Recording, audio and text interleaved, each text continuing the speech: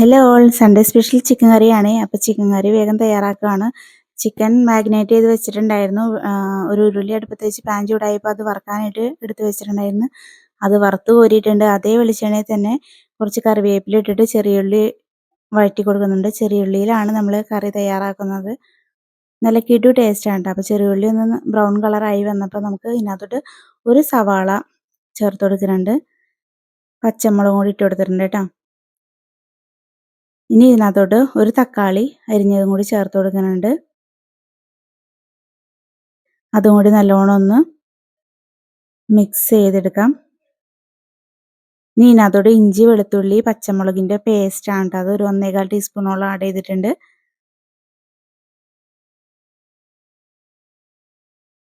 നല്ലോണം ഒന്ന് വഴറ്റിയെടുക്കണം. ഇനി ഇതിനകത്തോട്ട് സ്പൈസസ് ചേർത്ത് കൊടുക്കുന്നുണ്ട്. ഒരു 1/4 ടീസ്പൂൺ മഞ്ഞൾപ്പൊടി, 1-1.25 ടീസ്പൂൺ മുളക് പൊടി, ഒരു 1.25 ടീസ്പൂൺ മല്ലിപ്പൊടി, ഇവിടെ തന്നെ തയ്യാറാക്കിയ മസാല ഉണ്ട്, അത് 1 ടീസ്പൂൺ, പിന്നെ ചിക്കൻ മസാല 1 ടീസ്പൂൺ, ഇത്രയും ചേർത്തിട്ടുണ്ട്. മസാലയായിട്ട് നല്ലോണം ആ മസാലയുടെ പച്ചക്കുത്തൊക്കെ മാറ്റിയെടുക്കണം.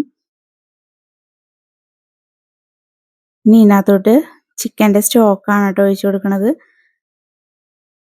നല്ലോണം ഒന്ന് മിക്സ് ചെയ്തെടുക്കാം.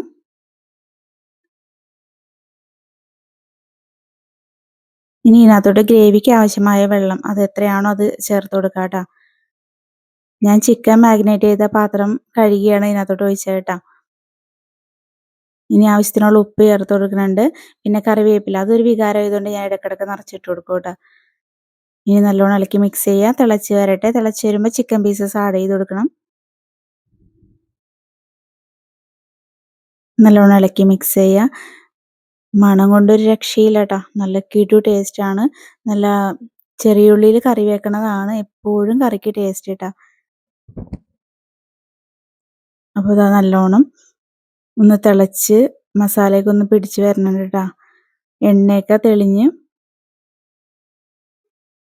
കുറുകി കിട്ടിയിട്ടുണ്ട്. നോക്കിയേ, നല്ല അടിപൊളിയായിട്ടുണ്ട്.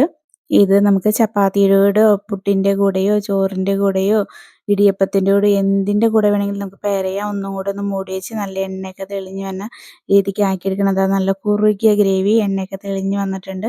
നല്ല അടാറ് ടേസ്റ്റ് ആയിരുന്നു കേട്ടോ. സൂപ്പർ കിടുവാണ്.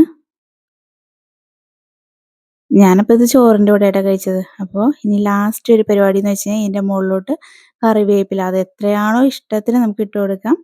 നമ്മുടെ കറി റെഡി ആയിട്ടുണ്ട്. അപ്പോൾ വീഡിയോ ഇഷ്ടപ്പെട്ടാൽ ലൈക്ക് ചെയ്യുക, സബ് ചെയ്യുക. Thank you so much.